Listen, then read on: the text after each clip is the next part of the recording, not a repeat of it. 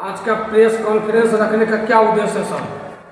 मेरा press conference रखने का उद्देश्य है कि ये जो आम चुनाव 2025 है, इस आम चुनाव में चुनाव आयोग संदेह के दायरे में है। मेरा प्रथम दृष्टि में 4/11/2025 के संध्या से जो हर बॉर्डर जिला पे जो आने जाने वाले वाहनों की जो सघन जांच हो रही थी, 4/11/2025 के संध्या से उसको बंद कर दिया गया। पहला, ये बंद करना संदिग्ध प्रतीत हो रहा है।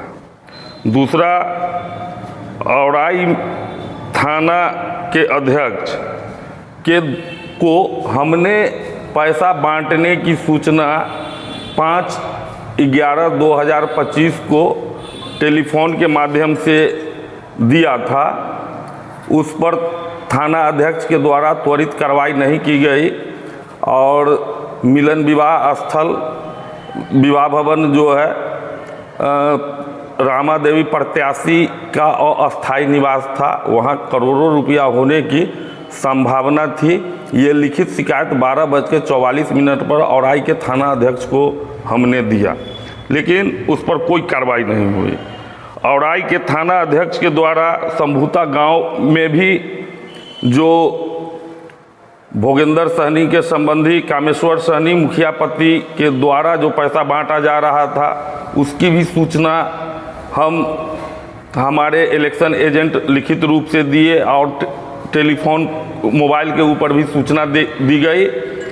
आश्वासन दिए थे कि हम आ रहे हैं, लेकिन आधा घंटे के बाद थाना अध्यक्ष नहीं पहुंचे और उसमें 2 शराब पिए हुए व्यक्ति को औराई थाना के हवाले किया गया था। दोनों शराब के नशे में धुत थे, उनको छोड़ दिया गया बिना शराब पिए होने पुष्टि के लिए।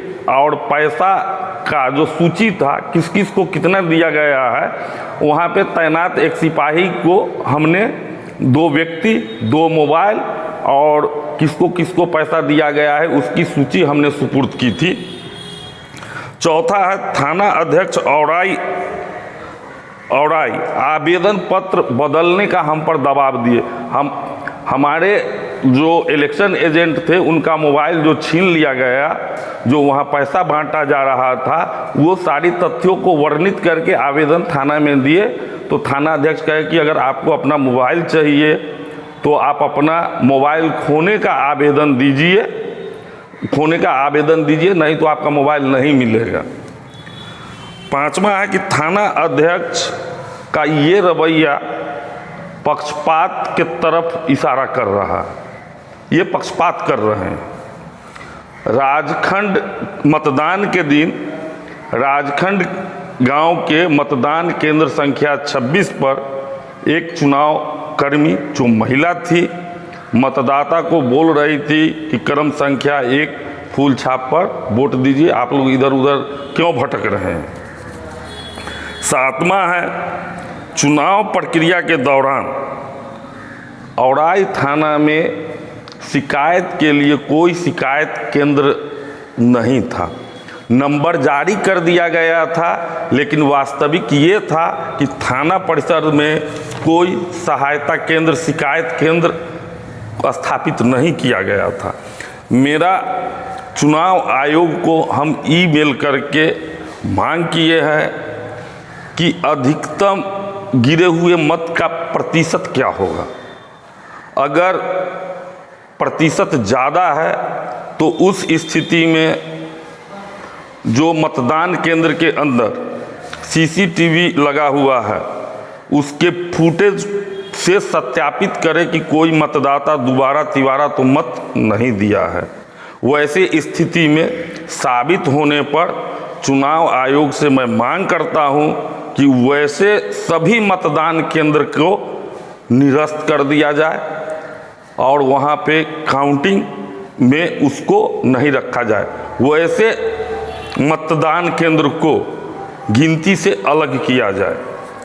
और 9वां मेरा मांग है, हम ये पूर्व में भी बिहार के डीजीपी से अपना समस्या रख चुके हैं, अपना सुरक्षा का गुहार लगा चुके हैं, लेकिन आपके चैनल के माध्यम से भी कहना चाहूँगा कि ये पैसा बांटने का जो एनडीए और महागठबंधन के प्रत्याशियों के द्वारा जो किया गया, इससे हमें कुछ लोग आके बता रहे हैं कि काउंटिंग से निकलने के बाद हो सकता है मेरे ऊपर कोई जानलेवा हमला हो। इसके लिए हम